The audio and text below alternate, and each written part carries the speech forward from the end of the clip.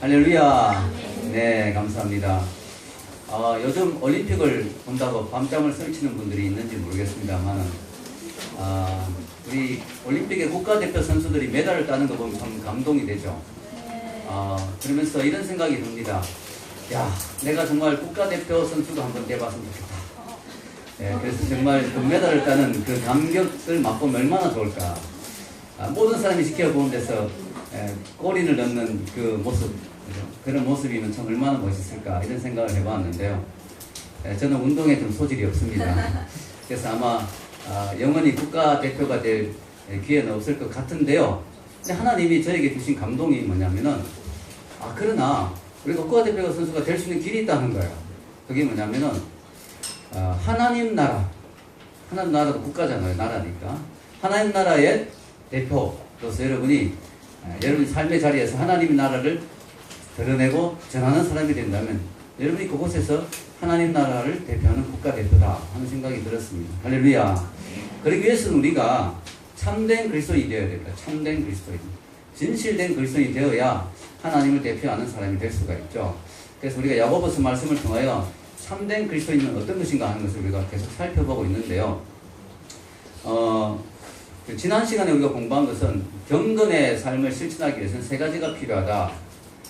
바로 혀를 제갈 물리는 것, 말을 함부로 하지 않는 것, 그리고 또 하나는 고아와 과부를 돌아보는 것, 그리고 또 하나는 세속에 물들지 않는 사람이 되는 것. 이 세 가지가 경건의 삶의 실천에 꼭 필요한 거다. 이런 것들 우리가 지난 시간에 공부했습니다.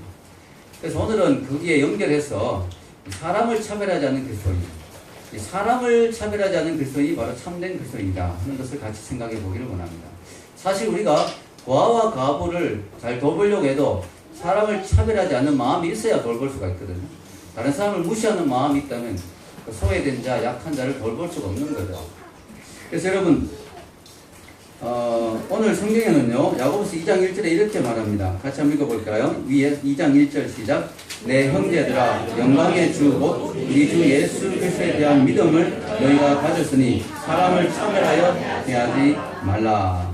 여기서 우리가 사람을 차별하여 대하지 않아야 될 이유가 예수 그리스도에 대한 믿음을 가졌기 때문에, 즉 우리가 믿는 사람이기 때문에, 예수님을 믿는 사람이기 때문에 우리는 다른 사람을 차별하는 사람이 되어서는 안 된다 라고 하면서 재미있는 수식어가 붙어있죠.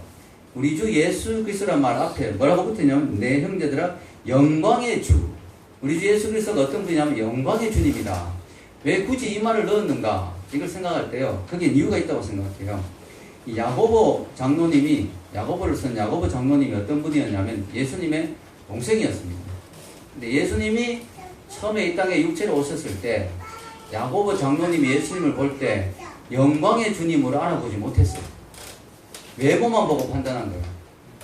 그냥 우리 형님이다, 목수 아들이다, 나사렛에 그냥 천한 사람이다, 이 정도로 생각했지 영광의 주님, 하나님의 영광의 보좌에 앉아있던 그 영광의 주님으로 못 알아봤어요. 야고보 장로님 자신이 이런 뼈아픈 실수를 한 거예요. 사람을 외모로 보고 판단하는 실수를 한 거죠. 자기 형님 예수님을 영광의 주님으로 못 알아본 것입니다. 그래서 그 형님을 무시하고 믿지 않았다가 부활하신 주님을 만나고 난 뒤에 예수님이 그분이 영광의 주님이구나 하는 걸 알아보고, 너희가 이 영광의 주님을 믿는 사람이니까 우리가 사람을 함부로 외모적으로 또 물질을 가지고 판단하면 안 된다 이렇게 말하는 거죠. 성경에 나온 사도 바울도 비슷한 실수를 했어요. 사도 바울.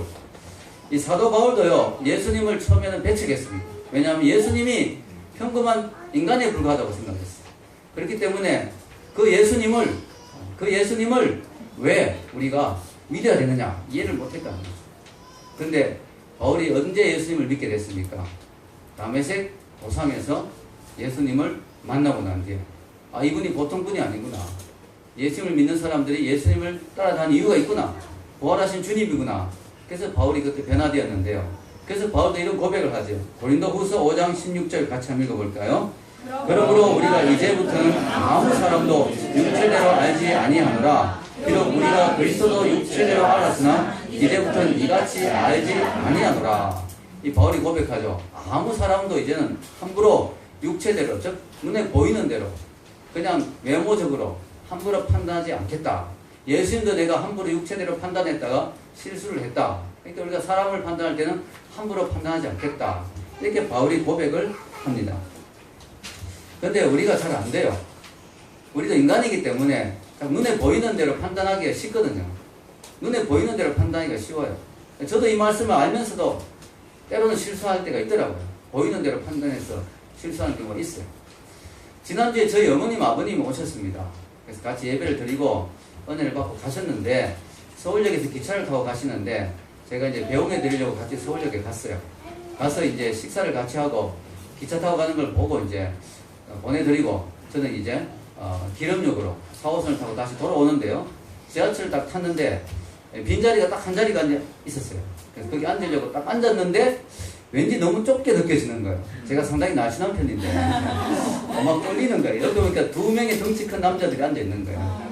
이제 왼쪽에 있는 남자분은 약간 자리를 비스듬하게 앉아서 저를 또 압박을 했고 이 오른쪽에 있는 형제는 몸집이 너무 큰 거예요. 거기다가 또 이분이 또 막 엄청나게 뭐 급하게 어디서 갔다가 왔는지 온몸이 후끈후끈한 거예요.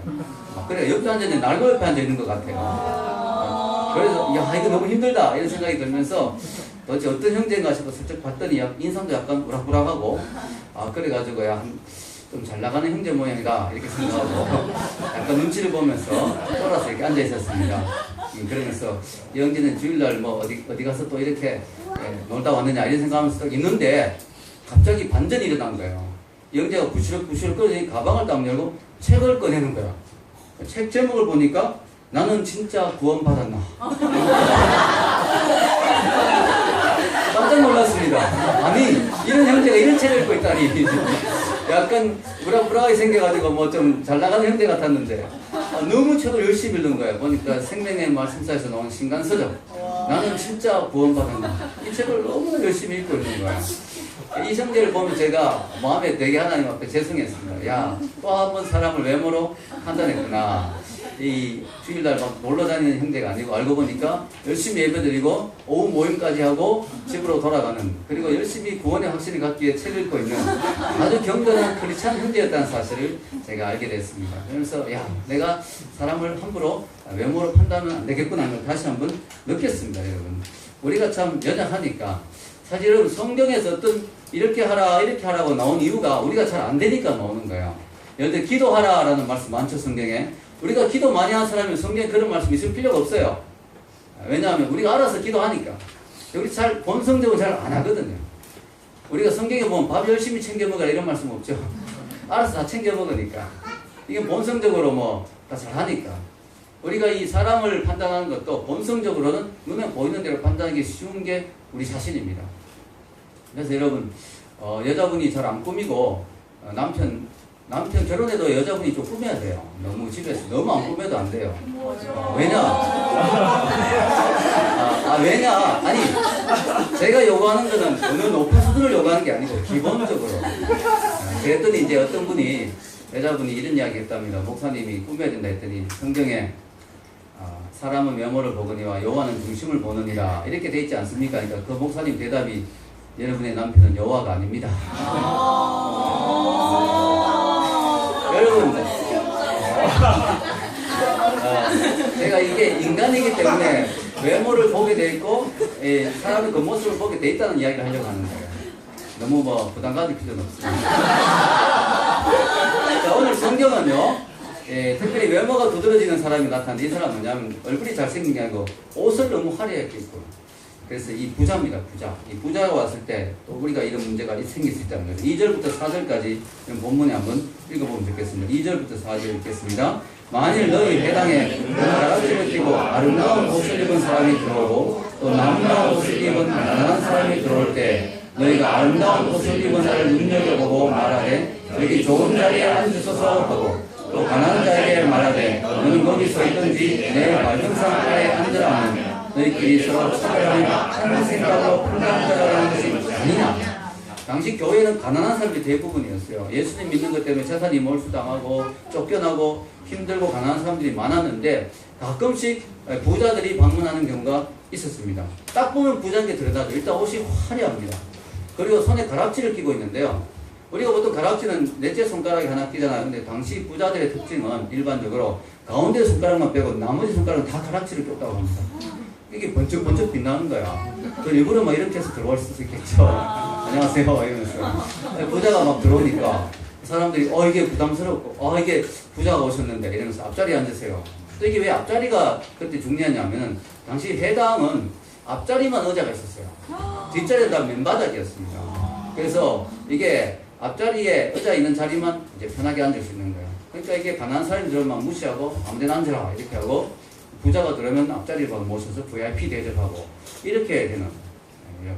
그래서 여러분 VIP 대접하고 싶으면 빕스로 가면 됩니다. 빕스. VIPS. 자, 그래서 이 야고보 장로님 이러면 안 된다. 교회에서는. 이 교회에서 은혜롭지 않다. 부자라고 특별 대우하는 건 아니다. 왜냐하면 교회는 모든 영혼이 동등하게 귀하게 존중받아야 되는 곳이 교회잖아요. 여러분 야고보서 1장 앞부분에서 이미 장로님은요. 야고보 장로님 이런 말씀을 하셨죠. 1장 9절에서 10절 읽겠습니다. 낮은 형제는 자기의 높음을 자랑하고 부한 자는 자기의 낮아짐을 자랑하더니 이는 그가 풀의 꽃과 같이 지나가더라. 아멘. 부한 자도 잘난 체할 거 없다. 풀의 꽃처럼 그 북이 영하도 지나가는 거니까 부자라고 뭐 특별히 잘난 체할 거 없다.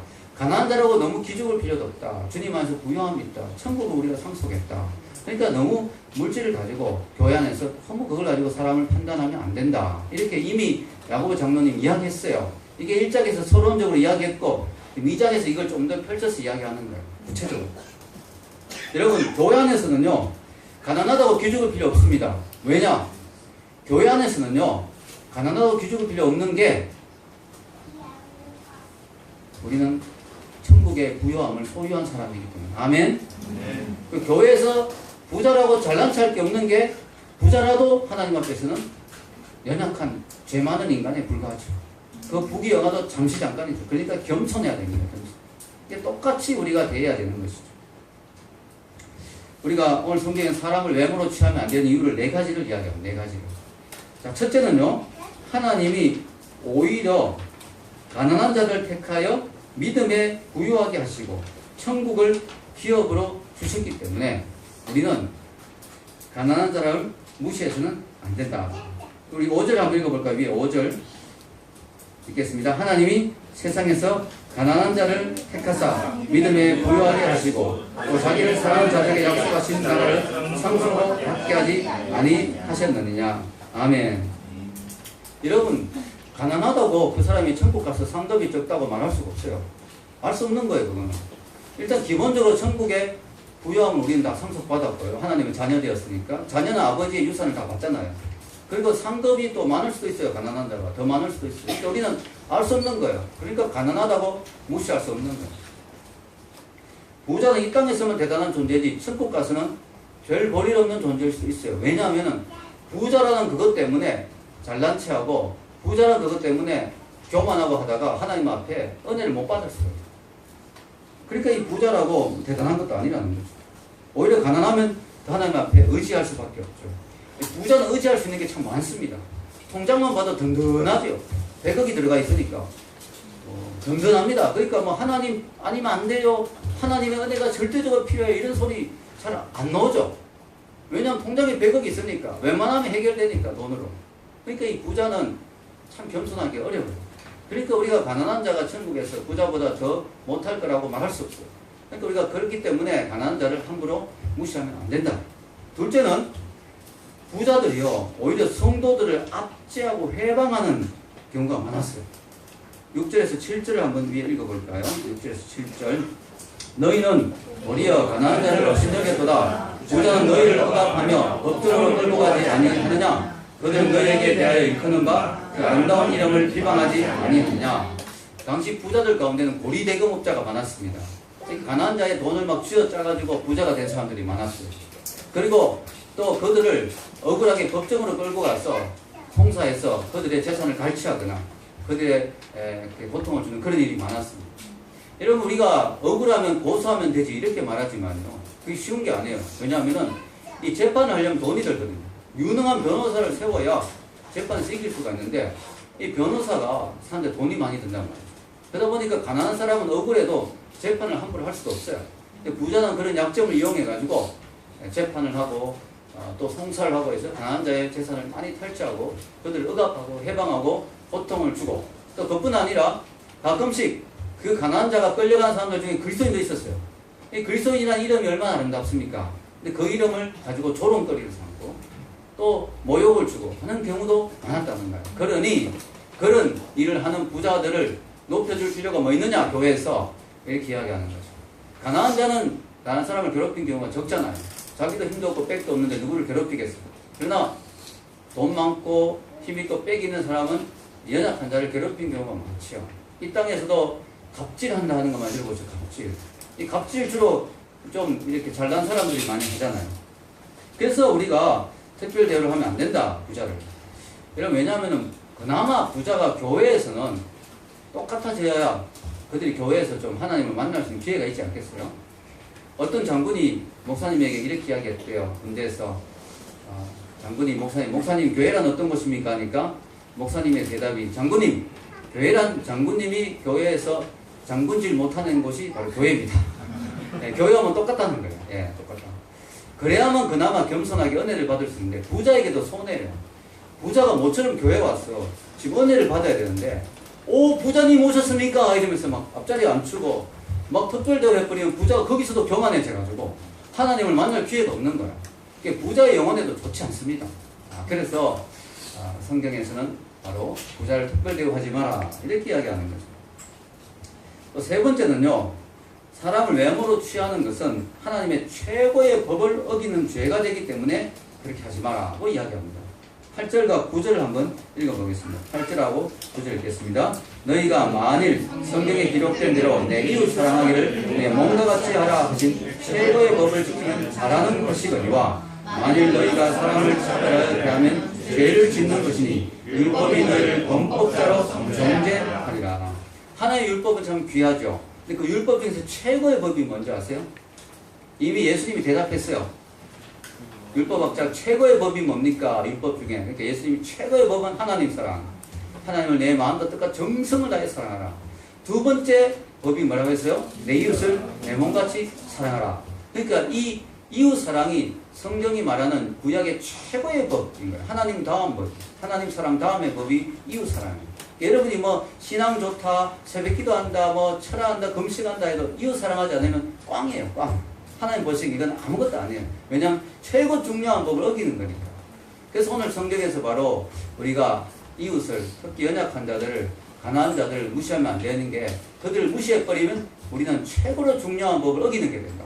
이웃 사랑하라고 하는 이 법을 어기는 게 되니까 이 법 하나 어기면 다른 모든 법을 다 어기는 거와 같다. 이렇게 이야기를 하는 것입니다. 10절에서 11절에 이런 말씀이 있죠. 읽겠습니다. 누구든지 온 율법을 지키다가 그 하나를 범하는 모든 범한 자가 되나니 간음하지 말라 하시니가 또한 살인하지 말라 하셨은즉 내가 비록 간음하지 않아도 살인하는 율법을 범한 자가 되느니라. 아멘. 모든 율법이 다 하나님께로부터 나왔거든요. 율법 중에 하나만 어겨도 모든 율법을 어긴 것과 똑같아요. 마치 뭐와 같으냐면 나무로 된 통이 있다고 생각해요. 나무를 여러 개 이렇게 겹쳐서 이렇게 통을 만들어서 생각해 봅시다. 그죠?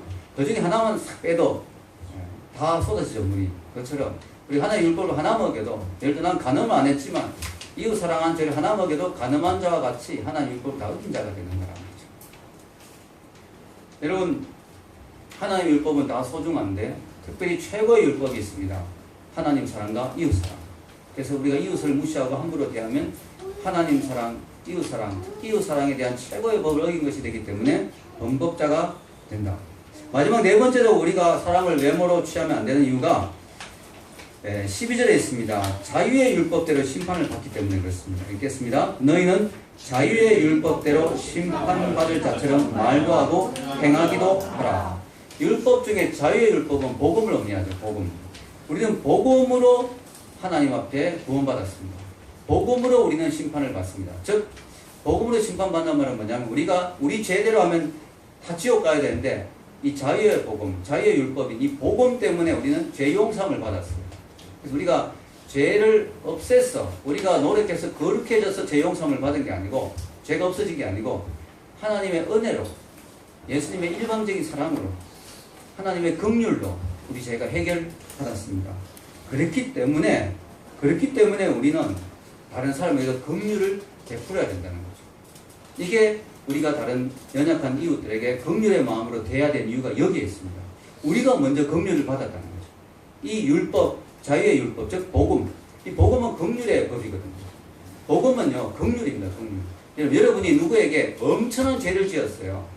그 사람에게 엄청난 죄를 지었는데 용서받는 법이 두 개가 있어요. 하나는 죄값을 다 치르는 거고 또 하나는 용서를 일방적으로 받는 거. 하나님 앞에 우리가 엄청난 죄를 지었는데 이걸 죄값을 다 치를 수가 없어요. 너무 엄청나기 때문에. 이 죄가 너무 크기 때문에. 그래서 하나님 우리를 일방적으로 용서해 주셨어요. 예수님의 십자가를 통해서 용서해 주셨어요. 이걸 우리가 경험한 사람입니다. 우리는 보통 사람이 아니고 엄청난 하나님의 은혜와 긍휼을 경험한 사람이에요. 그러니까 우리도 다른 사람에게 긍휼을 베푸는 게 마땅하다는 것이죠. 만약에 끝까지 그렇게 못하겠다, 나는 긍휼을 못 베풀겠다 라고 하면 어떻게 되는지 또 나와 있어요. 13절입니다. 읽겠습니다. 13절. 긍휼을 행하지 아니하는 자에게는 긍휼 없는 심판이 있으리라. 긍휼은 심판을 이기고 사랑하느니라. 아멘. 이게 정말 무서운 말입니다. 여러분 하나님 앞에 섰는데 하나님이 조금의 긍휼도 없이 너의 죄값대로 다 처리하겠다라고 하면 우리는 죽는 거예요. 근데 우리가 만약에 끝까지 하나님 앞에 나는 긍휼 못 베풀겠습니다 라고 나오면 하나님도 알겠다, 그런 방식으로 나도 너를 대해주겠다, 긍휼 없는 심판으로 너를 대하겠다, 이렇게 나온다는 거예요. 이게 성경에 이미 나오는데요. 무자비한 종의 비유라는 거 아시죠? 예수님이 하신 비유 중에 아주 유명한 비유죠. 어느 날 어떤 사람이 임금님에게 큰 빚을 졌어요. 이거 빚이 한두 푼이 아니에요. 어느 정도의 빚을 졌느냐?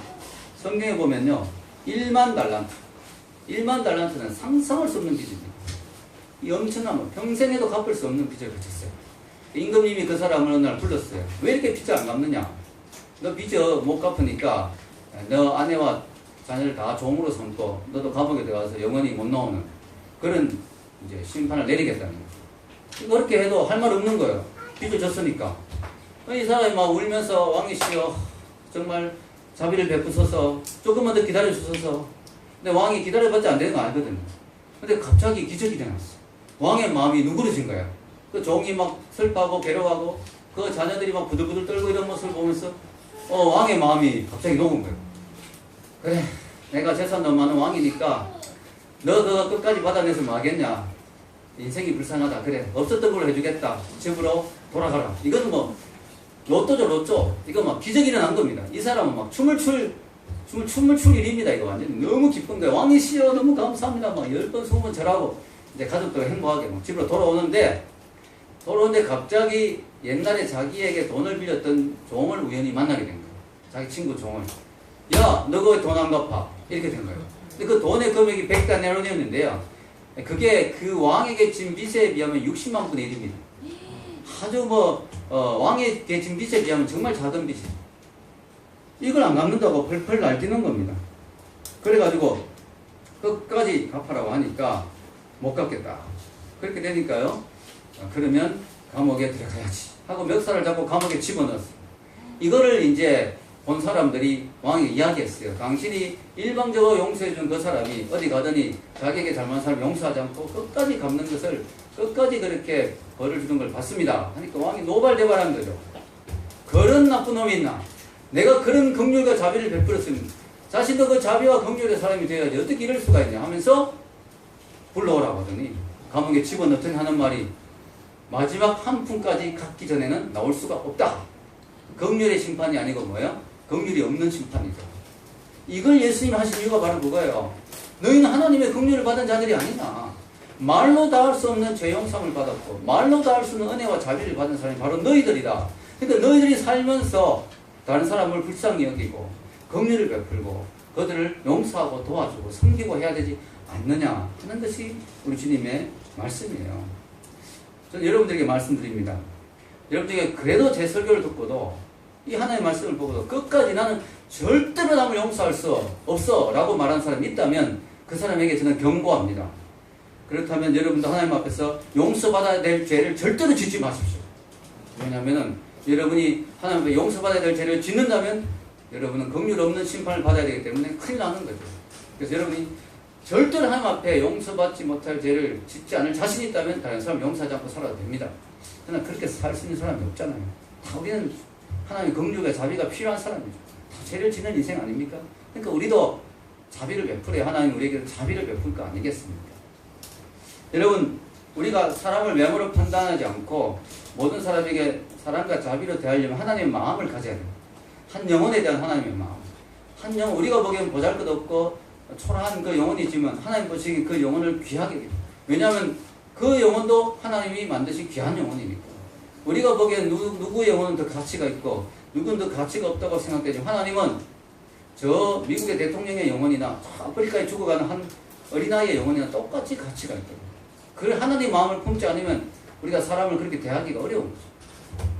자, 한동대 개공교수로서 한동대 강의를 원래 10년째 하고 있는데요. 요즘은 정말 세상이 좋아졌습니다. KTX 타고 서울역에서 바로 타고 가면 한동대까지 바로 갈 수 있어요. 포항역으로 가면 바로 한동대 택시 타면 금방 들어갈 수가 있는데요. 몇 년 전까지만 해도 KTX가 없었죠. 포항까지 가는. 얼마 전까지만 해도 없었습니다. 그래서 제가 어떻게 가느냐면 대구까지 KTX를 타고 가서 아버님 차를 빌려가지고 1시간 반 차를 몰고 포항에 가는 거예요. 한동대 강의를 마치면 역순으로 다시 아버님 차를 몰고 1시간 반 대구에 와서 아버님께 차를 돌려드리고 KTX로 서울로 왔어요. 상당히 피곤하죠. 어느 날 한동대 강의를 마치고 차를 몰고 한동대에서 나오는데 행색이 남루한 어떤 분이 길거리에서 손을 들고 제 차를 세워달라고 신호를 보내는 것입니다. 그래서 제가 차를 세웠어요. 그때 그분이 하는 말이 저를 여기 앞에 포항 시내까지 좀 태워주십시오. 버스가 잘 안 오네요. 그렇게 이야기하는 거예요. 네, 알겠습니다. 타십시오. 탔는데 와, 그 다음부터 숨을 쉴 수가 없는 이분이 노숙자에서 나온 그 특유의 냄새 있죠. 완전히 그냥 목욕을 한 3년은 안 한 것 같아요. 숨을 못 쉬겠는 거, 숨을. 머리가 막 어지러지한 게. 그래서 차를 막 달리는데요. 창문을 열어놓기도 좀 그렇고 이야기를 하면서 가는데 그래서 그 앞에 실내 공기순환 실내에서 안 하고 이 바깥에서 공기 들어가 순환할 수 있도록 스위치를 누르니까 그나마 조금 숨을 쉴 수 있겠더라고요. 그래서 가면서 이제 이야기를 이렇게 나누기 시작하는데 제가 어디까지 가십니까? 이렇게 물어봤어요. 그러니까 이분이 대구까지 갑니다. 이렇게 이야기합니다. 안 물어봤으면 참 좋았을 텐데. 제가 대구까지 가잖아요. 근데 이 사람은 제가 대구까지 가는지 몰라요. 그리고 포항 여기 시내까지 태워주고 이렇게 되면 저는 빨리 내리고 싶더라고요, 인간적으로. 그래서 가서 그냥 내려드리면 되는데 제가 대구까지 가잖아요. 근데 이분이 대구 간다는 거야. 근데 그때 갑자기 하나님이 제 마음에 말씀하시기 시작하는 거야. 이 사람 대구 가는데 너 대구 가잖아. 태워드려라. 그럴 때 하나님 음성이 잘 안 들리면 좋겠네. 그럴 때도 너무 또렷하게 들려. 주여. 알겠습니다. 그리고 제가 이렇게 제가 사실 지금 대구까지 가는데요. 같이 가시면 좋겠네요. 너무 좋아하는 거예요. 아, 너무 좋네요. 이러면서. 그래서 제가 이제 대구까지 이제 쭉 1시간 반 가는데요. 힘들었죠. 근데 그 순간에 이제 가면서 생각을 했습니다. 왜 하나님이 이 사람을 여기 태웠을까? 그때 제 마음에 드는 생각이, 아, 이분에게 복음이 필요하구나. 그래서 이분을 하나님 내 차에 태우셨구나. 그래서 내가 힘들지만 대구까지 가라고 하시는구나. 이런 감동이 왔어요. 그래서 제가 그때부터 이제 복음을 전하기 시작했어요. 선생님, 하나님이 선생님 너무 사랑하시는 것 같습니다. 그래서 제 차에 태우신 것 같습니다. 그러면서 하나님을 아십니까? 그래서 이제 복음을 막 전하기 시작했는데요. 이분이 완전히 노숙자고 그런 분인 줄 알았는데 너무 하는 게 많더라고요. 뭘 많이 알고 있더라고요. 자기도 옛날에 한 가닥 했다 그러면서 막 이야기를 쭉 하는데 상당히 유식하더라고요. 근데 문제는 하나님에 대해서, 복음에 대해서, 예수님에 대해서 왜곡된 지식을 가지고 있더라고요. 그래서 제가 하나하나 교정해드리면서 설명을 하니까 이분이 열심히 들었어요. 자기도 태워주니까 또 열심히 들어야죠. 안 들으면 내려갈 수도 있으니까. 그래서 대구까지 이제 쭉 오면서 제가 이제 태워준 게 아까워서 마지막에 좀 강하게 복음을 전했습니다. 그러니까 이분이 조금 부담스러워서 너무 셉니다 이러면서 이거 왜 이렇게 셉니까 이러면서 내가 세지요 들어야 됩니다 이러면서 이제 대구 동북의 앞에까지 와서 이제 내려드리고 꼭 예수님 믿으세요. 성경을 꼭 읽으세요. 이분이 성경을 잘 안 읽으면서 함부로 막 뭘 판단을 하더라고요. 성경 꼭 읽어보시고 판단하세요. 성경을 꼭 읽으세요. 이러면서 이제 내려드렸는데 모르겠습니다. 그분이 예수를 믿었는지. 그러나 한 가지 확실한 거는 하나님이 저런 분도 너무 사랑하시는구나. 한 영혼도 너무 귀하게 여기시는구나 하는 것을 제가 차를 타고 오면서 느꼈습니다. 여러분 우리가 결론을 내리겠습니다. 오늘 말씀은 한 영혼이 소중하다. 부자 영혼도 소중하고 강한 자의 영혼도 소중하다. 교회 안에서는 모든 영혼이 똑같이 존중을 받아야 되되 특별 대우를 받아서는 안 된다. 여러분 교회 안에서 여러분이 특별 대우 받으려고 생각하지 마십시오. 또 그런 분이 있지도 않아요, 저희 교회는. 나는 뭐 계층 멤버다. 난 11조 우리 교회에서 제일 많이 한다. 나는 뭐 제일 많이 열심히 교회를 봉사한다. 그러니까 나를 특별히 인정해달라. 그런 분이 우리 교회에 없지만 그런 마음을 가졌어도 안 돼요. 교회는 한없이 하나님 앞에 겸손해져야 되는 것이고 또 주님을 위해서 한없이 부여해 줄 수 있는 것이 교회입니다. 아멘. 그래서 교회에서 어떤 사람을 볼 때 기준은 저 사람이 얼마나 열심히 주님을 섬기는가, 얼마나 겸손한가, 그런 걸로 교회에서 인정받는 건 귀한 거지만 외모나 지위나 이런 걸로 인정받는 것이 교회가 아니다. 그것이 성경 말씀입니다. 야고보서가 쓰여진 당시에는요, 차별이 일상화되어 있는 시대였어요. 남자 여자 차별이 엄청나게 심했고요, 자유인과 종의 차별이 엄청나게 심했습니다. 부자와 빈자의 차별이 엄청나게 심했어요. 지금은 그런 눈에 띄는 차별은 없습니다. 그러나 오늘날 그때보다 더 심한 차별이 있죠. 물질로 사람을 차별하지 않습니까? 비행기를 타도 1등석과 3등석이 다르지 않습니까? 예, 그러나 교회 안에서는 1등석이 없어요. 여러분, 여기에 제일 앞에 1등석이거든요. 누가 그러더라고요. 침이 치는 곳이니까 침내 받는 곳이라고. 예, 교회 앞이 제일 여기 제일 1등석이에요. 여러분, 우리가 콘서트 가면 앞자리 앉으면 돈 엄청나게 많이 내야 됩니다. 로얄석. 근데 교회는요, 여러분 여기 앞에 사람 돈 많이 내고 헌금 많이 내기 때문에 앞에 앉았습니까? 아니죠. 일찍 오기만 하면 앞에 앉을 수 있어요. 아멘. 그래서 교회는요, 차별이 없어요. 할렐루야. 오늘 말씀을 기억하면서 서로 사랑하고 섬기고 존귀하게 여기는 우리 교회가 되기를 주의 이름으로 축원합니다. 우리 같이 기도하겠습니다.